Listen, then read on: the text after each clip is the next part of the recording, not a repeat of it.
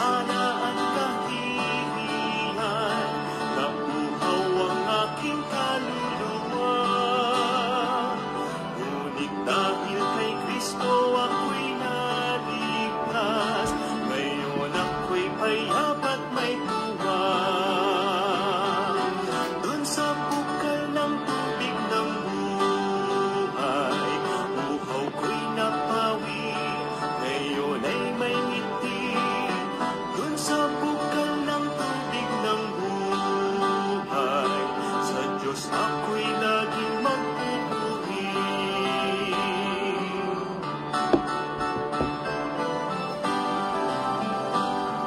O kay sarap ng tubig na mula sa Diyos, lakas tagalakay na tamasa. Luwalhating pagpapalay naranasan, kaya purihin ang pangalan niya. Dun sa bukal ng tubig ng buhay, uhaw ko'y napawi, ngayon ay may ngiti. Dun sa bukal ng tubig ng buhay, sa Diyos ako'y laging magpupuri.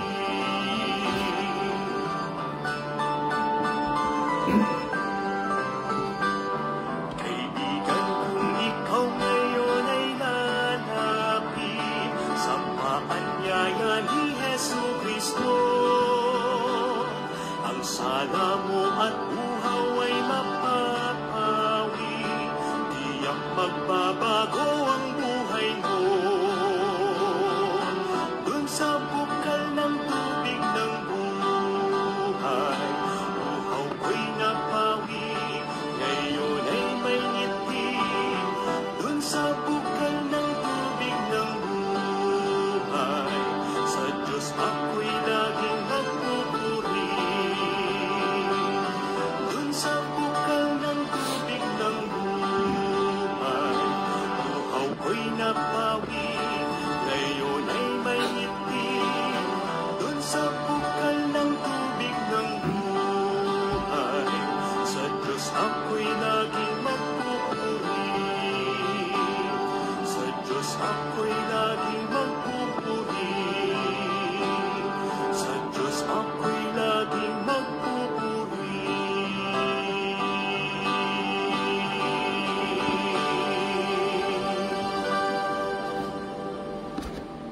Magandang gabi po sa bawat isa. Purihin po ang pangalan ng ating Panginoon. Ito pong muli ang inyong lingkod, Evangelist Fernando de Vega. I am very happy sapagkat ngayong gabing ito ay nagkaroon muli ng pagkakataon upang makapagministeryo po sa inyo. Kaya sa bawat isa po na naaabot ang ministeryong ito sa anumang bansa na inyo pong kinalalagyan, amin pong binabati kayo sa pangalan ng Panginoon. At ang aking pong prayer ay ang muli tayo mapagpala ng Diyos sa ating pong magiging pagsasalo-salo ngayong gabing ito. So nais ko pong i-congratulate ang Zion Bible Baptist Church sa matagumpay na gawain po kahapon na pangkabataan. At napaganda po ng kanilang theme, A Promise, or The Promise, A Love Called Agape. Ang kanila pong ministeryo ay talaga namang dinaluhan ng napakarami at masasabi po natin na ang programa po, ang naging pinaka-flow ng program ay blessing. Kaya congratulations po sa lahat ng bumubuo ng Zion Bible Baptist Church. Of course, si Pastor Bong Bernales at ang ating napakahusay na host na si Preacher Jesse. So, ganun din po si Pastor Jeremiah Solomon, of course. Ating pong binabati po ang lahat ng mga pastors, kasama po si Pastor Jericho Samson at ang mga kaibigan po nating pastor and the fellowshipping churches and pastors na talagang masasabi nating masayang nakilahok at talaga namang napaka pinagpala po ng gawain. So, to God be the glory.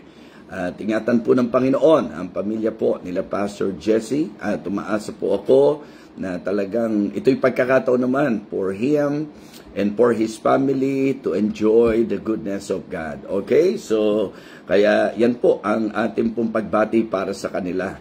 At syempre pa, nais nating batiin po ang ikakasal. Wow, napakagandang marriage proposal na nangyari po kagabi kasama po sa pagtatapos ng event. Talagang makabagbag damdamin po at talagang marami po ang natuwa, nag-alala, kinabahan at talagang na-excite doon sa naging kaganapang yan. So congratulations sa ating magiting na resident pastor, Pastor Norman Gatdula, at syempre pa si Ma'am Jessica. So masaya kami para sa inyo at umasa kayo ng aming prayer para sa inyo. So please do pray for Pastor Norman and Sister Jessica, sapagkat alam ko po na ginanap nila ang kalooban ng Panginoon. So, shout out kung nanonood si Pastor Norman. Ayan, nanonood pala talaga siya. At ganun din si Jessica. So, we rejoice with you. Nakikigala kami sa inyo. Ang lakas nyo sa event, ha? Imagine mo, PNG. Mabanggit ko lang po, lalo ko pong hinangaan si Sister Jessica sapagkat doon sa reaction niya, sorpresa talaga eh. So, makikita nyo how she is always acknowledging her parents at syempre pa gusto niya na talagang ayon sa kalooban ng Panginoon at kaparaanan ng Panginoon. Kaya naman, wala naman duda na talagang alam nating yes ang sasabihin niya. Pero the good thing about what we observe sa kanya, talagang iba yung kanyang upbringing talaga pagdating sa pagkilala sa Diyos, sa kalooban ng Diyos, sa kanyang magulang. Kaya saludo ako sa inyo. And rest assured that we will always pray for you. Okay, shout out po sa lahat ng nakatune in na po ngayon. And please understand, medyo mawala po ang focus ko kapag po binati ko po kayong isa-isa, sapagkat hindi ako na-use talaga na ang mga pangalan nyo po ang aking titingnan. So, anyway, habang naghihintay pa po tayo sa ilan, thank you po for waiting. Siguro po, medyo maghintay-hintay pa po tayo sa ilang mga kasama po natin.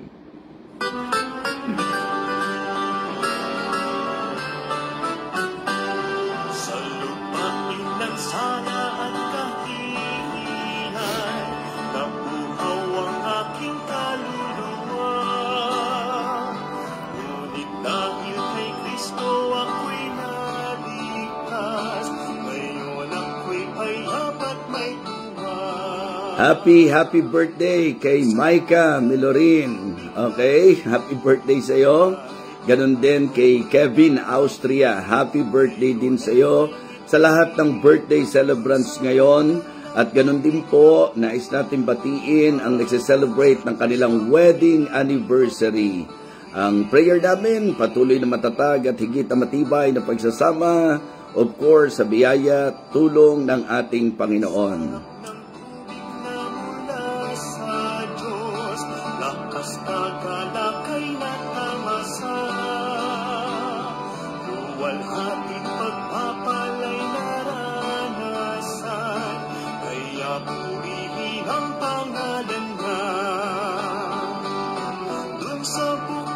Okay, habang naghihintay tayo sa ilan, siguro po subukan nating batiin ang ating pong mga kasama. Ang aking pong nanay, Maan Tuason, shout out po sa inyo. Ganon din kay Sister Annalisa Lacuna, shout out sa iyo. Kay Preacher Romy C, shout out kay Preacher Romy. Ganon din po kay Preacher Nick Solinap ng London. Si Sister Dang Soriano anak, thank you so much. Wala kang kakupas-kupas, napakabuting loob. I really appreciate your thoughtfulness. So, kaya kayo talaga ni Sister Miho at ang mga anak natin dyan sa Japan, hindi kayo marami, pero napaka lakas ng impact ninyo sa buhay ko. Kaya, thank you so much. At I really appreciate that. Deacon Danny De La Peña, shoutout sa iyo at sa buong pamilya. Thank you for watching. Pastor Bong Bernales, ayan, si Tessa Antes, anak, shoutout sa iyo. At kay Angel Sato, shout out sa inyong lahat dyan. Kay Sister Gail Alarcon. At kay Gerald Alarcon. Shout out kay Grace Barsatan. Okay? Ganon din po kay Sister Margie. Anak, palakas ka ha. Lagi kang kasama sa prayer. At Joel Lacuna, shout out sa iyo. Happy ako tuwing nababasa ko ang pangalan mo. Kahit kapag ka nanonood lang ako dito sa ating feasting, it is really my joy to see your name. Si Pastor Helvic Nagalio, isa pa yan sa napakabait na missionary natin. And please do pray for him. And for our brethren there in Iloilo, Living Water Baptist Mission, Iloilo. Okay? So, binabati rin natin. And we want to congratulate si Ma'am Pia Agasang. Congratulations! Nakapasa siya sa civil service exam. Marami pang gagawin ng Panginoon sa inyo. Kaya, tuloy-tuloy lang, magpakatapat tayo sa Kanya. Ganon din kay Ate Marikita. Shout out sa iyo, Ate Kit, Dr. Kit.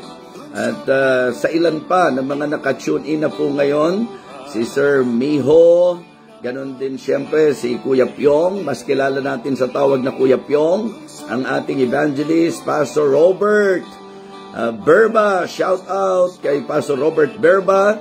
Ganon din kay Jenner Aguilar. Wow, shout out sa iyo na.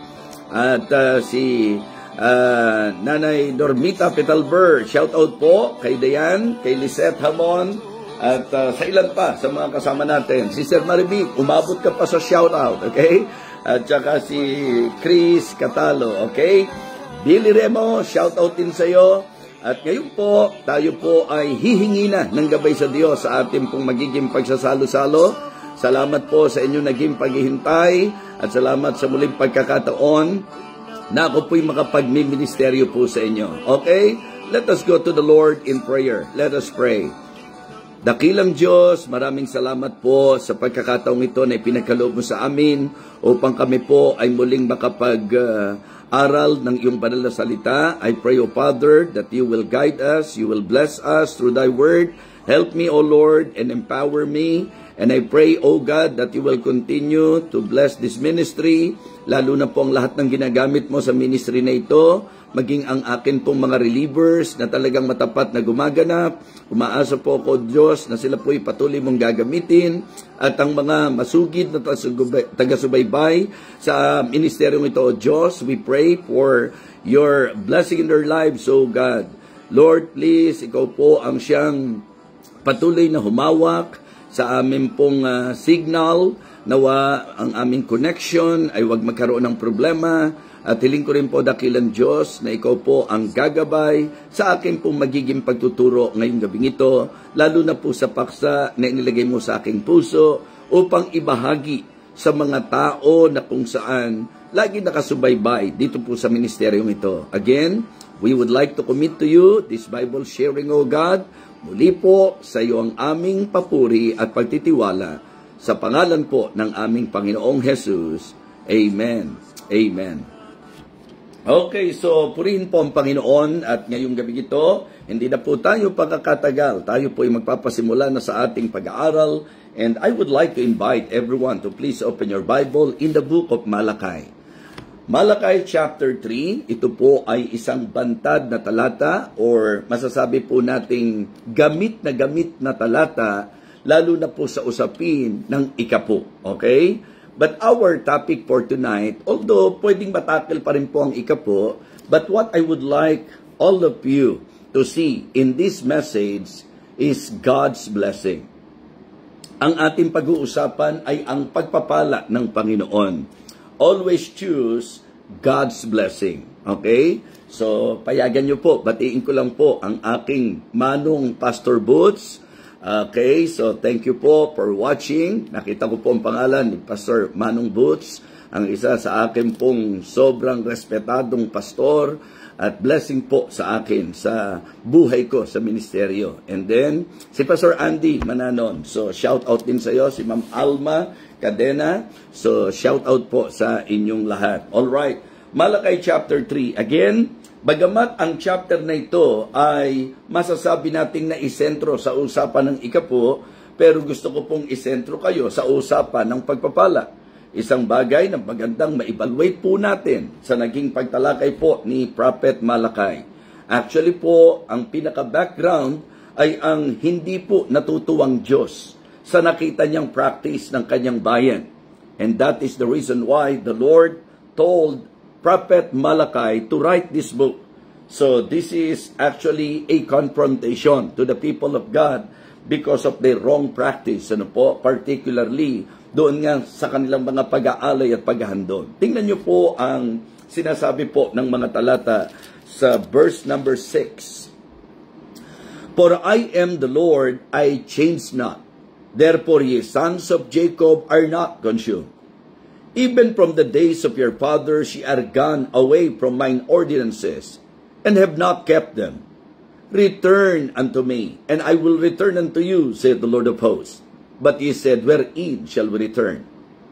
Will a man rob God? Yet ye have robbed me. And ye say, wherein have we robbed thee? In tithes and offerings. Sa verse number 9, ang sabi po ng Diyos sa pamagitan ni Prophet Malachi sa kanyang bayan, ye are cursed with a curse, for ye have robbed me, even this whole nation. Bring ye all the tithes into the storehouse, that there may be meat in mine house. And prove me now herewith, saith the Lord of hosts, if I will not open you the windows of heaven, and pour you out a blessing, that there shall not be room enough to receive it. And I will rebuke the devourer for your sakes, and ye shall not destroy the fruits of your ground, neither shall your vine cast her fruit before the time in the field, saith the Lord of hosts. In verse number 10, I know that most of us, na-use po tayo na kapag ka po binibigyang pansin or emphasis ang verse number 10, ang tutok po nandoon sa ikapo. But let me tell you this, na ang ikapo, mga minamahal, ay madiin na itinuro sa bayan ng Panginoon upang ang pinaka-objective, ang pinaka-layunin ng Diyos sa kanyang bayan ay maganap. For you to better understand me, again, focus your eyes doon po sa verse number 10. Let us again look and consider verse number 10. Ang sabi po, bring ye all the tithes into the storehouse, that there may be meat in mine house. And prove me now herewith, saith the Lord of hosts, if I will not open you the windows of heaven, and pour you out a blessing, that there shall be not be room enough to receive it. I do not know kung nakukuha niyo po ang gusto kong ipunto ngayong gabi, pero let me, emphasize that to you. Na yung utos sa kanila, na dalhin ang mga ikasampung bahagi, na dalhin ang kanilang mga kaloob, sa layunin na magkaroon po ng mga tugon sa pangangailangan po, pero ang pinaka-objective for the Lord to bless them or for them to enjoy the blessing of the Lord. Amen? Yes, yun po ang maganda sa Diyos. Sa usapang bayan niya, sa usapang mga anak niya, sa usapang church, sa usapang Kristiyano, ang Diyos ay laging nagli-lead sa mga tao niya, anak man, church man, bayan man, para po sila ay pagpalain. Because the very intention of God for His people is to be blessed. Diba? To bless them. Yan po ang pinaka-layunin ng Panginoon. Kaya lang po na ididiin ng marami ang patungkol po sa pagtuturo ng giving, sapagkat makikita nyo po na sa disenyo ng Diyos, yan ang ginawa niyang susi upang tayo po ay pagpalain. Kaya nga mahalaga po na magkaroon tayo ng matang makadiyos o pananaw na makadiyos. Hindi po yung pinag-uusapan pa lang na o-offend na po tayo dahil po sa ating pong maling kaisipan at maling interpretasyon, samantalang if you will study deeper and if you will put understanding sa dahilan, you will realize and you will find out na ang pinaka-bottom line gusto ng Diyos na ako at ikaw ay pagpalain. Well, hindi po tayo magdudwell doon po sa pinagdidibatihan ng iba. Tungkol po sa tinatawag nating ikapo, na ito raw po ay utos sa kanyang bayan lamang. Na lagi-lagi nababanggit ko po sa inyo, na kung ang paksa po ay ikapo, wala pa po ang utos ng Diyos sa kanyang bayan, ang ikapo ay isang gawaing ginagawa na ng mga makadiyos. At meron tayong nakita at napag-aralan na ilan sa mga halimbawa na bagamat wala sila sa usapang ilalim ng kautusan, pero sila po'y nagpa-practice ng tithing. So, hindi tayo doon masyadong magbibigay ng diin. I want all of you again to please consider ang sabi ng Panginoon, and prove me now herewith, said the Lord of hosts, if I will not open you the windows of heaven and pour you out a blessing. Wow! Use your imagination. Hindi lang basta pagpala, ibubuhos ng Panginoon. Kundi kung wika, ibubuhos sa inyo ang pagpapalang walang sapat na silid na kalalagyan. Hindi po ba damang-dama ang puso ng Diyos sa pagkakataong ito? Na bagamat sa magiging pag-aaral natin ng aklat ng Malakay, ito po ay confrontation, ito po ay pagpapahayag ng talagang puso na na-displease na ating Panginoon, pero ang pinaka-bottom line pa rin, ang kanyang kalungkutan na hindi maranasan ng marami ang pagpapala sapagkat hindi ginagawa ang susi upang tayo'y pagpalait. So, ilang bagay po ang gusto kong talakayin patungkol sa paksang ito, mga minamahal. So, again, ang focus natin nahandoon po sa pagpili ng pagpapala ng Diyos. Okay? Importante po yan. Ang isang madalas ko pong naiko-quote sa bayan po ng Panginoon ay yung pong sinabi po niya sa Deuteronomy chapter 11. And I believe yung ilan sa inyo, halos kabisado nyo na po yan. Di po ba? Deuteronomy chapter 11, simula po sa verse number 26. Ang pinaka-content ng Deuteronomy chapter 11 verses 26 to 28, yung bang idea na ang sabi ng Panginoon, behold, I have set before you this day a blessing and a curse, a blessing if you obey the commandment of the Lord your God, and a curse if you will not obey the commandment of the Lord your God. Yan po yung pinaka-concept lamang nung pong pakikipag-usap ng Diyos sa kanyang bayan. At dito po sa ating teksto, makikita nyo, consistent po ang Diyos. Ang sabi po niya doon sa verse number 9, sa panulat po ni Prophet Malakay, ang sabi po niya sa verse number 9, ye are cursed with a curse, for ye have robbed me, even this whole nation. Kasi nga, ito po'y malinaw na utos po sa kanila, so sinuway nila, and because of that, as what the Lord designed for His people, ang sabi, curse ang kanila pong naranasan. Kaya ang sabi ng verse number 10, again, bring ye all the tithes into the storehouse, that there may be meat in my house, and prove me now herewith, said the Lord of hosts, if I will not open you the windows of heaven, and pour you out a blessing. So, ang sinasabi ng Panginoon, dahil ang disenyo niya, sa pagsuway, curse. Sa pagsunod, blessing. Sa karanasan nila, may curse. Ang dahilan, pagsuway. Kaya muli, ang Diyos ay kumilos at nangusap sa pamagitan ni Prophet Malakay, for them to again enjoy the blessing of the Lord. At ang blessing ng Diyos, ang sabi, ibubuhos niya. So, ibubuhos niya. So, kaya mga kapatid, mga minamahal, magandang maintindihan po natin ang mga bagay-bagay patungkol sa usaping pagpapala ng Diyos. And I want to encourage every one of you ngayong gabing ito. Let us always choose God's blessing. So the first point that I would like to share is the understanding of God's blessing. Pagka sinabi po ba nating blessing ng Panginoon? Well, for me, ang mababaw na salita po dyan ay yung favor of God. Diba? For us to enjoy the favor of God. So, kailangan maintindihan natin na ang ibig sabihin ng blessing is God's favor. Okay? Nag-enjoy tayo, pero sa totoo lang, ito po ay dahil sa pabor ng Panginoon na ibinibigay niya sa kanyang mga anak.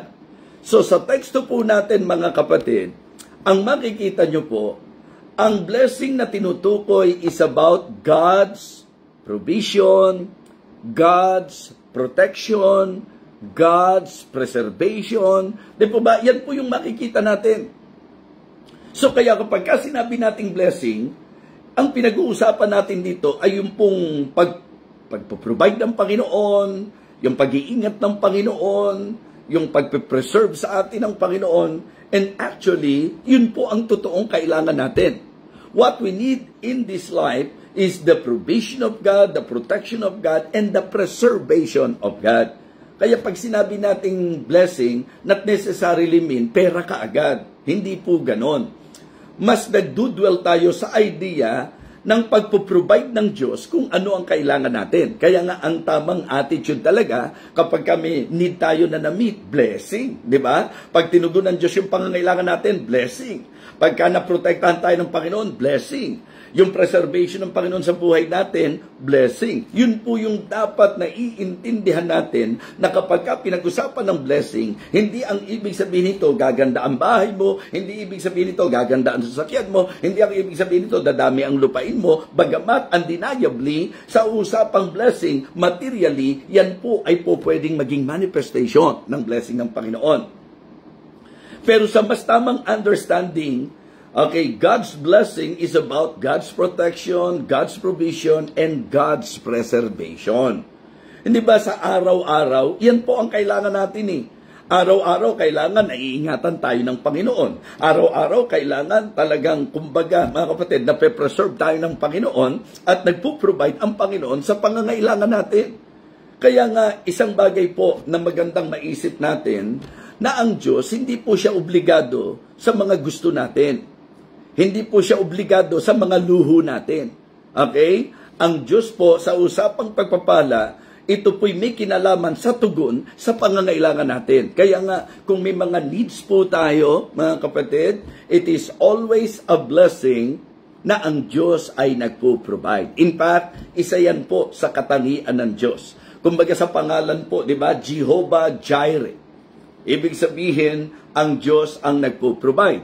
At pag pinag-usapan ng provision ng Panginoon, ito po ay nagdudulot ng tinatawag nating satisfaction. Diba? Pag pinag-usapan po ang protection ng Panginoon, diba? Ang provision ng Panginoon, ang preservation ng Panginoon, ang pumapasok dito, yung idea ng satisfaction, diba? Nung tinatawag po natin mga kapatid na security, diba, sa mga bagay-bagay at yung katiyakan ng lahat ng mga bagay. So, importante po yung pag-unawa sa pagpapala ng Panginoon. Hindi ho lahat ng maraming pera maikukonclude nating pinagpala. By the way, isa nga po palang magandang lagi nyo naiintindihan kasi sometimes ganun mag-isip ang tao. Grabe to.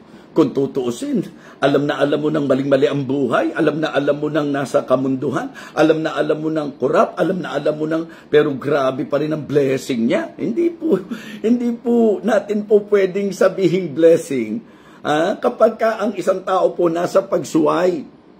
Kaya kahit tayo po, ikaw mismo, ako, kapag ka po sa kabila ng alam mong sumusuway ka, alam mong wala ka sa kalooban ng Diyos, tapos nananagana ka, mali po, nasabihin niyo pong blessing yan. Okay? Sapagkat ang malinaw na dapat naiintindihan natin sa usapan ng blessing if you obey. Ngayon, kung sumusuway ka na, nananagana ka pa, baka pinadadama ka ni Satanas.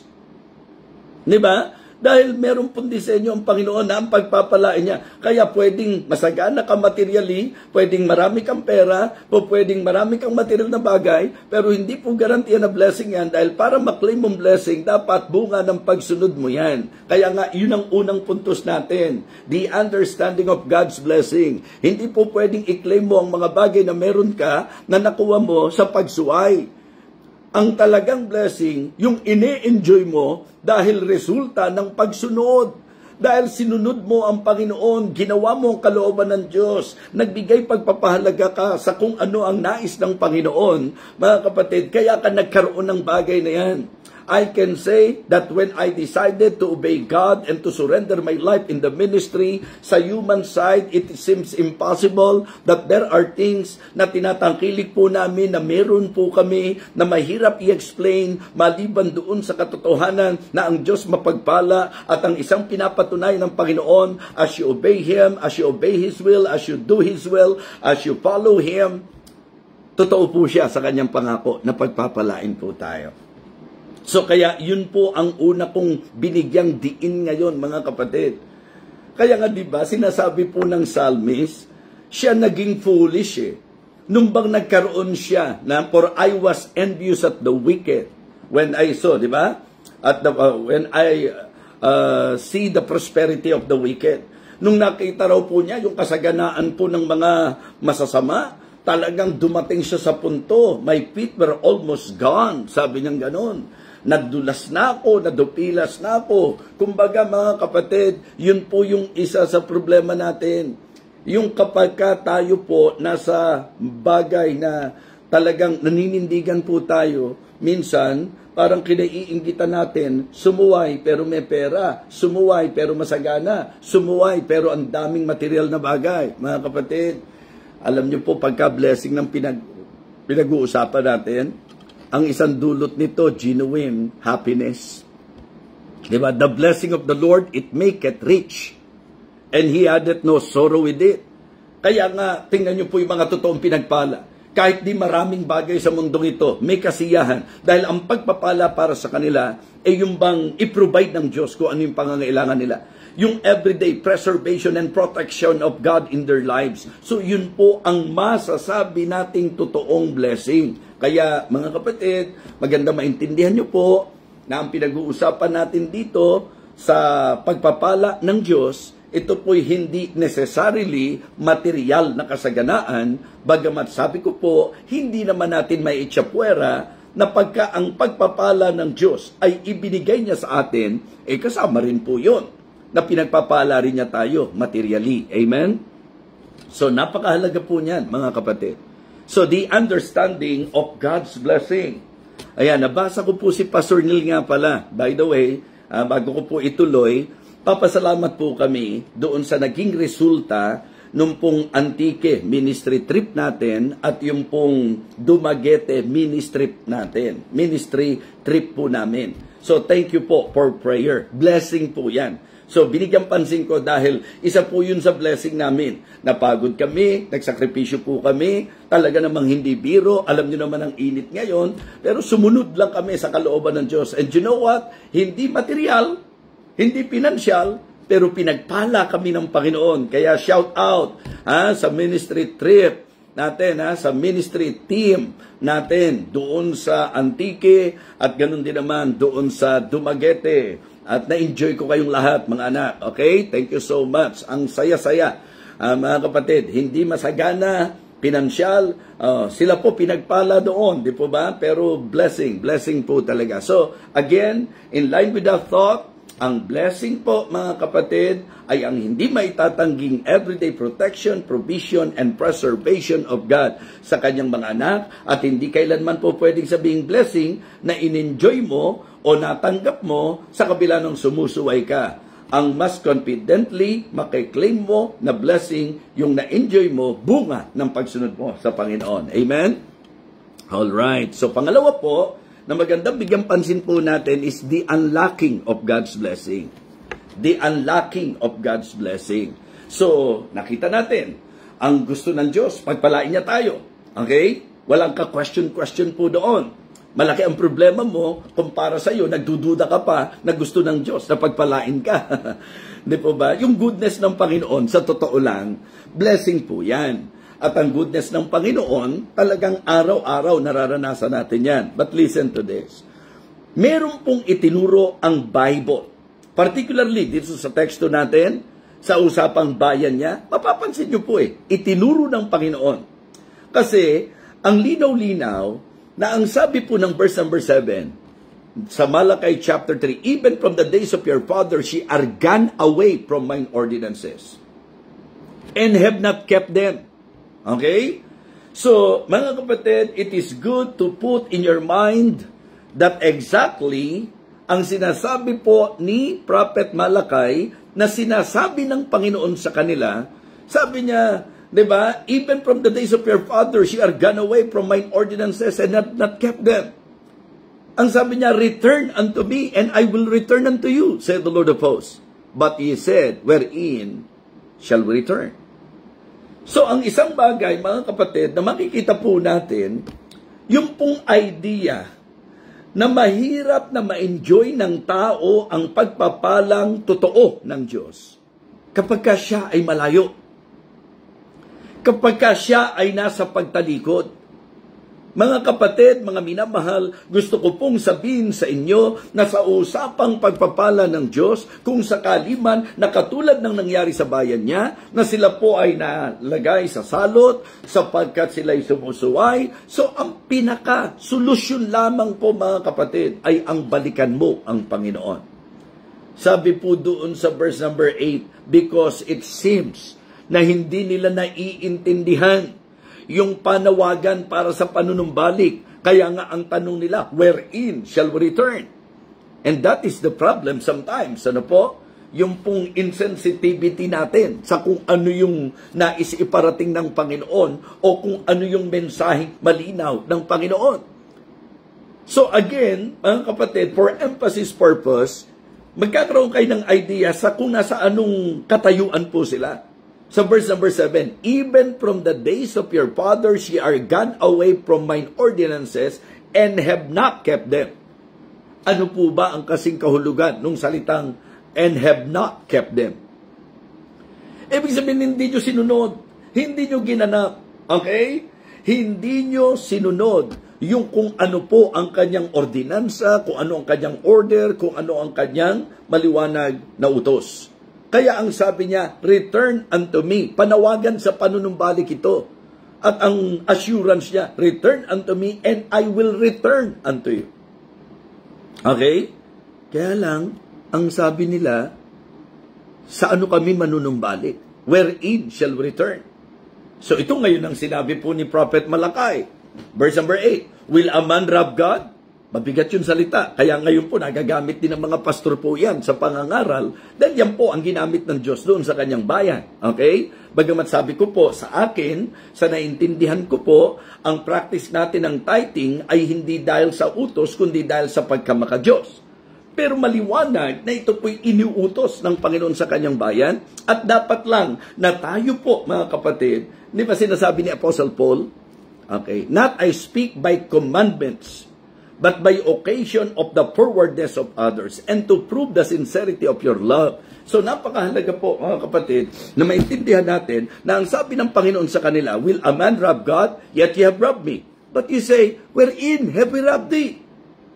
In tithes and in offerings. So, and Prophet Malakay pointed out to them, ang sabi niya sa verse number 9, ye are cursed with a curse, for ye have robbed me, even this whole nation. Just try to imagine. Sabi ko nga, mga kapatid, ako, laking blessing nung pinaalala ng Panginoon sa akin. Di ba, kadalasan po, pag pinag-usapan yung fall of man, ang naiisip natin kaagad, disobedience. Pero actually po, ang disobedience, may pinag-uugatan yan, may pinagsisimulan po yan, mga kapatid. Alam nyo ho, ang unang problema nila bago yung disobedience, discontentment muna. Remember? Diba? Discontentment. Sabi ng Diyos, pwedeng kainin lahat. Yung isa lang ang wag. Isipin nyo, hindi pa sila nakontento. Yung isang pinagbawal, kinain pa. Baka nga hindi pa nila nakakain lahat yung bunga doon eh. Pero dahil nga sa gawa nitong si Satanas, so sila po'y na-attract, and because of that, yung kanila pong dapat kasiyahan na kung ano yung ibinibigay ng Panginoon sa kanila, kung ano yung para sa kanila, yun lang po, mga kapatid. So, in principle, the same thing is true in tithing. Meron pong para sa atin, you enjoy that. Diba? Use that. Sa'yo yan. Pero ang sabi po ng Panginoon sa kanila, bring ye all the tithes into the storehouse, that there may be meat in my house. So kaya sabi ko, ang problema ng tao, sa naging pagbagsak ng tao, hindi right away disobedience, nagsimula muna na sila ay hindi makontento sa kung ano yung para sa kanila. Diba? Discontentment. Lahat pwedeng kainin, pero yung hindi, kinain pa nila. So yung 90%, sabi ng Diyos sa kanila, pero yung 10%, dalhin nyo sa kamalig. Pero, pinakailaman pa rin po nila. Discontentment. Diba? May sinabi po ang Panginoon na sa pagsunod, may pagpapala, sa pagsuway, meron sumpa. Pero it seems na pinagdudahan nila. So, kaya bago disobedience, ang naging problema muna ng tao, discontentment at saka doubt. Okay? At dinala sila nito sa disobedience. And because of that, ano na nangyari? Oh, kayo po, Talaga bang pinangahawakan niyo po yung pangako ng Diyos? O nagdududa kayo na pagpapalain niya kayo kapag ka... So kaya nga ang puntos natin the unlocking of God's blessing. How can I unlock the blessing of God? Ito po, verses 10 and 11. Di ba pinag-uusapan natin, ang blessing po ay provision, preservation, and protection. O tingnan niyo po ang sabi ng verse number 10 sa kanyang bayan. Bring you all the tithes into the storehouse, that there may be meat in my house. And prove me now herewith, said the Lord of hosts, if I will not open you the windows of heaven, and pour you out a blessing that shall not be room enough to receive it. Hindi ba malinaw po na ang pinaka-susi upang mawala po yung curse at ma-enjoy ang blessing, ano po yon? Mga kapatid, ang susi raw po, bring ye all the tithes into the storehouse. So sa atin po, yung maging matapat tayo, yung maging masunurin tayo, yan po ang magiging bukas natin sa pagpapala sa windows of heaven. Diba? Alam nyo na kung bakit windows. Kasi maraming pinanggagalingan. Pero kung ikaw, may duda ka sa Diyos, hindi ka maniniwala doon. Kung ikaw hindi kontento sa kung ano yung para sa iyo, pakikialaman mo pa rin kung ano yung para sa Diyos. And please, bear in mind na nasa Bible po ito because they disobeyed the Lord. So what happened? Sila po ay na-curse, mga kapatid. So, kaya dapat makita natin na ang susi talaga, and it is by faith, mga kapatid, kasi ang kadalasan pong nakakapigil sa atin, may need tayo. Paano ko ibibigay ito? Samantalang may pangangailangan din kami. Actually, ang provision sa pangangailangan mo, Diyos ang nangako. At ang Diyos na nangako, para i-provide niya yung pangangailangan mo, dalin mo, ibigay mo, yun dapat mong ibigay sa Diyos. Kumbaga, let God fulfill His promise. Diba? Let God bless you as you obey Him, as you do His will. Don't you ever doubt His words. Don't you ever doubt the Lord. The Lord have proven that many times, not just to His people sa Bible, even to us, givers. Alam niyo po yung sinasabi ko. You cannot outgive God. Never na mahihigitan mo. Diba? Yung pagbibigay ng Diyos. Wala kang maibibigay na hindi sa Kanya nang galing, mga minamahal. Lahat po ng ibibigay natin, kaya tayo nakapagbibigay. Pruweba na may Diyos na nagpapala sa iyo. May Diyos na tumutugon sa pangailangan mo. At ang masasayang kwento nga natin, di po ba? Yung bang minsan talagang takang-taka tayo. Takang-taka tayo doon sa kung paano kumikilos ang Panginoon, kung paano nagpapala ang Panginoon. Ito po ay hindi ma-enjoy ng mga mapag-alinlangan sa Diyos. Ito po hindi ma-enjoy ng mga hindi natutong makontento kung ano ang para sa kanila. Ito po ay hindi ma-enjoy ng mga taong hindi susunod sa sinasabi ng Diyos. But I believe, mga kapatid, ngayong sandaling ito, as you listen to this message, you will all agree with me that as you obey Him, as you do His will, as you practice that, mga kapatid, proven po natin na talagang ang Diyos hindi niya tayo pinagkukulang. Kami pong mag-asawa o pamilya, kami po'y patunay din talaga na kumbaga sa kwento, napakahirap ikwento kung paano nag-ooperate ang Panginoon sa aming pong everyday need. Diba? Every month yan, mga kapatid. So kung paano po, hindi kami mapera, diba? Minsan mukha lang. Diba? Minsan ganoon mukha kang mapera. Hindi naman problema na mukha kang mapera. Ang problema kung mukha kang pera. Minsan sinasabi nung ilan, yung mga pastor pagka nagtuturo sa giving, mukhang pera. Pero ang totoo niyan, ang naaapektuhan po yung mga tinuturuan ng mukhang pera. Na hindi po mabitawan yung pera na kung tutuusin, kung kinikilala mo na kaya ka meron yan dahil sa Diyos at ang ipinapangaral naman ng pastor mo, yung itinuro lang ng Diyos, di po ba? Kaya yun po ang yun po yung masasabi po nating gawin ng tao, magturo. Pagka ang pastor nagpipreach sa giving, Kadalasan, pera-pera lang naman yan, di ba? Kasi after lang sila sa pera. Samantalang ikaw, kaya ka affected dahil hindi mo mabitawan yung pera. So, sino ngayon talaga ang mukhang pera? Samantalang Diyos naman ang ating pinag-uusapan na nagpapala at nagbibigay sa atin. Mga kapatid, maniwala kayo. Ako mismo makapagpapatunay. Kung wala kang pagod sa pagbibigay, lalo namang walang pagod ang Diyos sa pagpapala. Amen? Habang ikaw po ay nagiging mabuting katiwala ng pagpapala ng Panginoon, ang Diyos naman ganadong-ganado na pagpalain ka sapagkat ang gustong-gusto ng Diyos na pagpalain yung mga mabubuting katiwala na kapag ka inutusan niya, susundin ang utos niya, na kapag ka ginabayan niya, susunod sa gabay niya. Mga kapatid, mga minamahal, ito ang naging problema ng bayan ng Diyos at huwag maging problema po natin. Learn to obey God in everything because I believe hindi sila inutusan ng Diyos upang gipitin, hindi sila inutusan ng Diyos para isahan, hindi sila inutusan ng Diyos para pagsamantalahan, sila po'y inutusan ng Diyos sapagkat iyon ang kanyang disenyo na ang pagsunod ay magdadala sa pagpapala, kaya naman nanduroon ang kanyang eagerness to tell them, hey, you obey my command, you obey me because this is my design that if you will obey me, I will bless you. And God is more than willing to bless His children. Are you obeying God? Diba? Minsan po, palusot na lang natin yung salita na hindi naman para sa atin yan. Sabi ko sa mga miyembro po natin, particularly sa BFBC at Living Water, laging sinasabi ko sa kanila, lahat ng giving sa Bible, kahit sinasabi nyo pang para sa bayan niya yan, kahit sinasabi nyo, kapag ka po pinag-usapan ng giving, mga kapatid, lahat ng giving sa Bible, hindi ka magkakasala pag in-apply mo. Basta i-apply mo ng may tamang puso. Ang problema lang, hindi mo yata alam na alam ng Diyos ang puso mo, na madamot ka lang talaga, na hindi ka lang talaga kontento kung ano yung para sa'yo at hindi mo lang talaga siya kayang pagtiwalaan. Kaya nga nakakalungkot na sa maraming mga churches, maraming mga nagsasabing Kristiyano na hanggang ngayon hirap na hirap pa rin sa giving. Baka nga ang tagal-tagal mo ng miyembro sa church hindi ka pa rin po pwedeng panghawakan sa giving mo.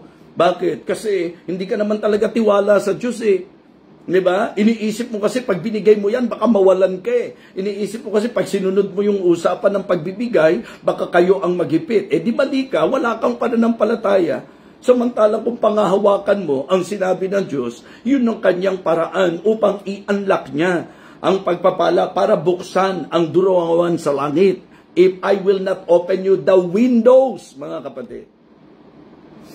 Windows, kasi ang dami-daming pinanggagalingan ng pagpapala ng Panginoon. Maniwala kayo sa akin, mga kapatid.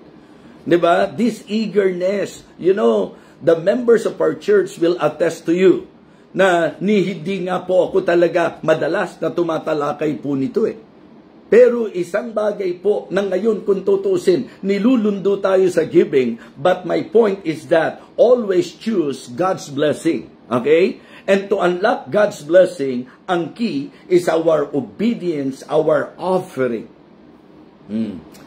Ang ating pagsunod, magdadala sa pagpapala. Yung offering natin, rason para tayo pagpalain. Lahat nga nang naniniwala, na-proven na po ang Panginoon sa pagpapala sa buhay natin. Type amen. Type amen. Kung type nyo lang, kung di nyo naman type, huwag nyong i-type. Diba? If you really believe, and if you will say that God is proven many, many times in your life, that the Word of God is true, that you cannot outgive God as you give, diba? God is blessing you more and more and more and more. Kita nyo po? Kayo mismo dapat patotoo. Bakit may mga pagkakataon, di mo binigay yung para sa Diyos, pero hindi ka pa rin naman talaga masasabi nating natugunan sa pangangailangan mo? Yung dahilan mo kung bakit hindi mo maibigay, kasi iniisip mo, may paggagamitan ka, pero gipit at gipit pa rin po tayo. Why? Because we need to prioritize God. Siya po ang pinanggalingan. Siya po ang pinaka-source ng blessing. Kaya don't you ever doubt the Lord. I am telling you, our God is a gracious God, and He is always willing, and more than willing and able to bless our lives. Talagang ang Diyos po ang pwede nating panghawakan sa usaping pagpapala. Naalala ko po dati yung member namin, si Nanay Isabel, saved by the bell lagi. Yung bang pagka pinag-iisipan mong mabuti, ayan o, tingnan nyo po si Ate Malit, di ba? Napakadaming amen. Kasi hindi nila maitatanggi ang katotohanan na sila po'y larawan ng buhay na pinagpala ng Panginoon sapagkat alam nila ang kanilang humble beginning that they are completely nothing, but after learning the principle, okay, the teaching of God, and then they apply that, and then as we observe, ano po nangyayari sa buhay nila? Hindi lang sila blessed, sila nagiging channel of blessing din. Amen? And the same thing sa ilan pa, sa mga kapatiran po natin. So, the unlocking of God's blessing. Bring ye all the tithes. Ang idea po nito is your obedience. Diba? Yan po pwedeng mag-unlock ng pagpapala ng Diyos. Yung obedience mo, yung offering mo, at yung pagiging optimistic mo. Yung idea pong optimistic, yung positibo kang mag-isip, hindi mo tinitingnan na ang pagbibigay kawalan. You are very positive, optimistic eh. Di ba si Abraham, kaya niya kayang i-offer kahit si Isaac, kasi alam niya kaya siyang ibangong muli ng Diyos. Di ba? Alam niya kasing mula sa walang Isaac, binigyan sila ng Isaac. Tapos alam din naman niya na ang Diyos, kung sakali man na ini-offer niya si Isaac at namatay si Isaac, kayang ibangon siyang muli ng Panginoon. Mga kapatid, mga minamahal, bakit hindi po natin i-apply ang itinuturo ng Bible para ma-unlock ang blessing ng Panginoon? Ito malungkot ho, ang Diyos nagdisenyo ng blessing para sa iyo. Pero merong paraan at sistema ang Diyos para mabuksan ang blessing na yan. At dito po, ang sabi niya, okay, bring ye all the tithes into the storehouse, that there may be meat in mine house, and prove me now herewith, saith the Lord. Tingnan niyo po ang sabi, if I will not open you, unlocking, if I will not open you the windows of heaven, and pour you out. Wow, grabe po yun. Narating na po ba natin yung level na yun? Na hindi lang tayo binless ng Diyos, kundi bumubuhos ang blessing ng Panginoon. I am challenging every one of you. Why not pray to God and why not aim? Hindi ba?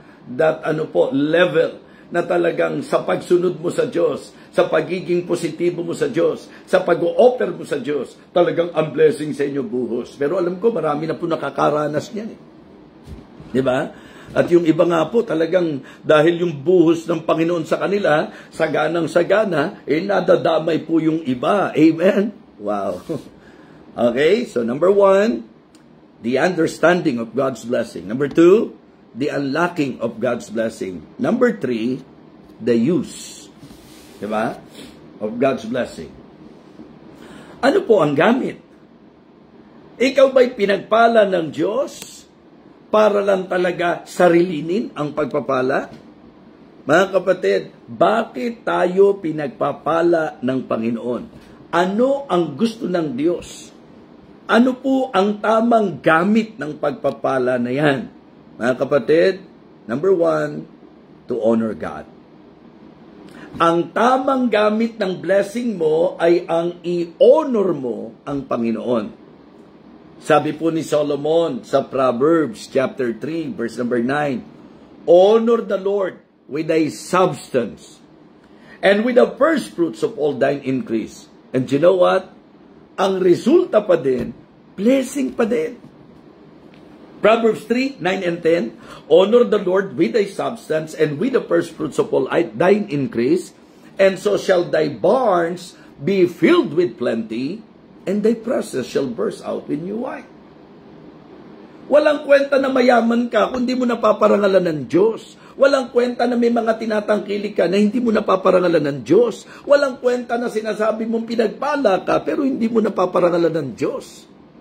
It is always great and wonderful to feel na ang Diyos napaparangalan mo sa buhay na meron ka, sa lakas na meron ka, sa biyayang meron ka, sa pagpapalang meron ka, sa mga bagay na meron ka. Honor the Lord, mga kapatid. Kaya nga, yun ang magandang practice. Diba? Okay, hindi lang po to honor the Master, to honor the Lord, mga kapatid, maganda rin po to help the ministry.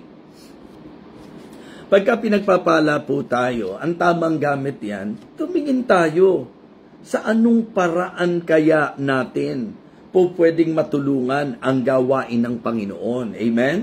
Maging ang manggagawa ng Panginoon. Yan po, hindi ko ikinahihiya na sabihin po sa inyo na talagang sa buhay ko po, I really considered myself blessed having members like the members of LWBC and also of BFBC. Pero particular, talagang sa buhay ko po, mga kapatid, I cannot deny the fact na talagang God is really blessing my life using the members of LWBC. Higit kanino pa man mga kapatid, it is really great and wonderful na sa buhay po ng inyong lingkod, as I minister to God and to His people, yung mga tao po, sila mismo ang tinatouch ng Panginoon. Kumbaga, sila yung nagiging windows. Diba? In unlocking the blessing of God, para sa akin po, ang binubuksan po niyang windows, yung puso ng mga miyembrong nagkakamata sa ministry, nagkakamata sa aking ministeryo, na ginagawa para sa Panginoon. Kaya nga, hindi na ako I could not ask for more, mga kapatid. Why? Because God is proven so many times in my life. And I would like to praise the Lord and to somehow acknowledge that most of our members, yung mga young people nga natin diba, nagugulat po ako na maring tingin nila simpleng amount po yun, pero sila po'y nagiging channel ng blessing ng Panginoon. Yun ang kagandahan sa naging practice po, mga kapatid, ng Living Water Baptist Church. Talagang alam naman nila, in a way, na nasusuportahan naman po ako ng church. Pero we have many members in our church na naging part ng buhay nila, na yung blessing na ibinibigay ng Panginoon sa kanila, ginagamit nila to honor God and to help, to support the minister, the man of God, the ministry. And I believe, sa ganun natin dapat gamitin po yan. Okay? And then, ganun din po para sa tinatawag nating mission. Diba? Helping the ministry, helping the man of God, and helping the mission. Yun po, mga kapatid, ang dapat maintindihan natin. Kaya sa church, pag bumababa ang mission giving, meron pong mga binebless na hindi nagagamit ng tama ang kanilang blessing. Dahil kaya ka binless ng Panginoon para sumuporta ka sa misyon, para sumuporta ka sa ministry, para sumuporta ka sa man of God. Kasi kung Diyos ang pag-uusapan, di naman kailangan ng Diyos ang kahit anong ibibigay natin. Diba? Let us face the fact na hindi kailangan ng Diyos kung ano ibibigay. Sa Kanya nga nanggaling lahat yan di po ba? But you should understand that the reason why God is entrusting you ng maraming pagpapala, kasi ang iniisip ng Diyos, alam mo kung saan mo gagamitin ang pagpapala mo. Diba? May mga kabataan tayo, iniisip ko nga, ako mismo, ang heart ko makatulong sa kanila. Pero hindi ko po pinipigilang i-practice po nila yung tama. At yun po yung isang bagay na masasabi kong naging influence ng mga givers natin sa church. Diba? Marami tayong givers sa church At yun din yung orientation ni Pastor Norman sa mga kabataan na kung gusto nyong i-enjoy ang blessing ng Diyos sa buhay nyo, ngayon pa lang magsimula kayo na sa mga kung anumang pagpapalang ibinibigay ng Panginoon sa inyo. Kahit yung mga ministries natin abroad, alam nila, hindi ako nag-e-expect ng anuman sa kanila. Because I am trusting the Lord in my life. Because I know na ang Diyos ang may key, susundin ko lang para ma-unlock yung blessing, susunod lang ako sa Kanya. Kaya naman yun ang ginagawa ko. Sunod lang po ako ng sunod sa kung ano po yung pinagagawa ng Panginoon sa akin. Pero nakakalungkot isipin na hanggang ngayon, maraming mga Kristiyano ang bagsak sa bahaging yan. Okay? Hindi tinuturo sa ito dahil pag hindi ka nagbigay, walang mangyayari sa gawain. Hindi totoo yun. Dahil ang bibigay pansin po natin, ang gawain ng Diyos, tutuloy yan. Magtapat ka o hindi ka magtapat, tutuloy ang gawain ng Diyos. Pinag-uusapan natin ito sapagkat ang marapat sa Kristiyano, yung piliin natin ang buhay na pinagpapala tayo ng Panginoon. Diba? Always choose God's blessing. Kung sinabi naman ng Diyos na nagpapala siya, ba't hindi pa yun ang pagpiliin po natin sa buhay natin na pagpalain po tayo? Diba? Hindi naman po pwedeng gusto mo pagpalain ka na hindi ka susunod sa kung ano yung given instruction po niya. So mga kapatid, yan po ay naging problema. Diba? Pero tingnan nyo po kung gaano idiniin ng Panginoon, kung paano siya magpala. He will preserve you, He will protect you, He will provide for you. If I will not open you the windows of heaven and pour you out a blessing that shall not have room enough to receive it. In verse number 11, and I will rebuke the devourer for your sake, and he shall not destroy the fruits of your ground, neither shall your vine cast her fruit before time in the field, said the Lord of hosts. Di ba nakita nyo po, pagka kayo po, materially, hindi masagana, hindi ibig sabihin nun, hindi kayo pinagpala. Minsan kasi doon natin sa ganun tinitingnan lang yung pagpapala ng Panginoon. Di ba? Yung talent na binigay sa iyo ng Diyos, napaka-bless mo na sa iyo binigay yung talent na yan. Kaya lang, kayang alisin ng Diyos at mawala ng kabuluhan yung talent na yan kung di mo malalaman kung paano mo dapat gamitin yung blessing ng talent na binigay sa iyo ng Panginoon. Kaya wag kayong mag-iisip na pag nag-uusap tayo ng blessing, puro pera lang. Naku, hindi ako maraming pera, hindi ako pinagpala. Mali po tayo doon. Di ba? Kung paano po yung maraming pera, hindi garantiyang pagpapala yun, ganun din naman, hindi man tayo maraming pera, hindi naman ibig sabihin hindi tayo pinagpala. Ako po, hindi naman ako maraming pera eh. Kung monetary ang ating pong magiging point ng pag-uusap, hindi po kami mapera. In fact, pag pumupunta po kami sa ibang bansa, napakadelikado po pag tinanong kami, how much money do you have? Diba? So, ibig sabihin, wala kaming ganung pangahas. Pero hindi ko pwedeng sabihin, hindi ako pinagpala ng Diyos. In fact, kayo mismo makapagsasabi na marami ang mismo nagpapatotoo na ang buhay namin ay pagpapala at buhay na pinagpala. Why? Iba kasi kapag ka may satisfaction na galing sa Panginoon. Iba kasi kapag ka secured ka sa Panginoon. Iba talaga kapag ka pinangawakan mo yung sure promise of God. Diba? So mga kapatid, mga minamahal, kamusta po tayo? Naintindihan ba natin ang ibig sabihin ng pagpapala ng Diyos? Okay? Ngayon, natutunan po ba natin kung paano maa-unlock ang pagpapala ng Diyos? At mga kapatid, tayo po ba ay handang gamitin ang pagpapala ng Diyos ng naaayon? To honor God and to help the ministry, missions, and His minister. So, kamusta ka? Pinagpala ba ang iyong buhay? Kamusta ang pagpapala ng Diyos sa buhay mo? Nagagamit ba ng tama? Yan po ba ay may tamang gamit sa buhay po natin? Well, kung meron pong naghihirap na Kristiyano, kung meron pong tila salot ang ating nararanasan, walang masama na mag-evaluate tayo. Pero gusto kong tapusin po ito sa sinabi po ng psalmist, I have been young and now am old.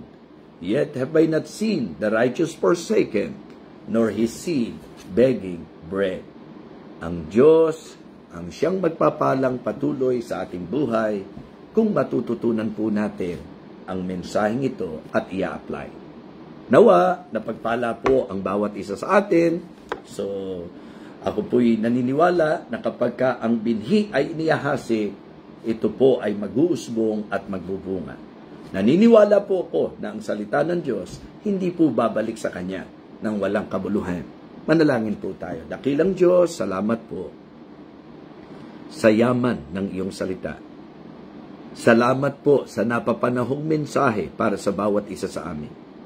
Sapagkat kung magpapakatotoo po kami, ito'y marahil sagot sa maraming tanong po sa aming isip. Kung bakit minsan, sa kabila po ng kami ay Kristiyano na, parang mabigat ang dating po ng buhay. Pero sa pagkakataong ito, very clear na may natutunan po kami, Panginoon. And please, Lord, tulungan mo po kami na mai-apply po namin ang mensaheng ito. Tulungan mo po kami na magawa po namin ito sa aming buhay, na kung saan ang iyong kalooban na kami pagpalain ay tunay na ma-enjoy ng bawat isa sa amin. I pray, O Father, that you will continue to operate in our lives. May you continue to guide us, to help us na matutunan po namin na ikaw ay pagtiwalaan upang kami iyong pagpalain. Maasa po ako na kami magiging mabuting katiwala ng iyong pagpapala. Sa iyo po, dakilang Diyos, ang aming pasasalamat. Sa iyo po ang aming papuri. Sa iyo po ang aming pagtitiwala. Sa iyo po ang aming panalangin. Ito po ang aming pong hinihiling. Sa pangalan po ng aming Panginoong Jesus. Amen. Amen. Mga kapatid, mga minamahal, I hope na ang mensahe po natin ay naging sagot ng Diyos sa tanong sa ating isip. At nawa, ito po ang maging lakad natin bilang Kristiyano, na lagit-lagi maging mabuting katiwala tayo ng Diyos. At lagi nyo pong panghawakan na ang gusto ng Diyos, pagpalain po ang ating mga buhay. Kaya mga kapatid, muli po, magandang gabi sa inyong lahat. Ito po ang inyong lingkod, Evangelist Fernando de Vega, na ang tibok ng puso, lagit-lagi ipangaral ang kanyang salita at ang bigyan ng kapurihan ay walang iba kundi siya lamang. Ingat po kayo. God bless us all. Ngayon ako'y payap at may luwag. Doon sa bukal ng tubig ng buhay, uhaw ko'y napawi. Ngayon ay may ngiti. Doon sa bukal ng tubig ng buhay, sa Diyos ako'y laging magpupuri.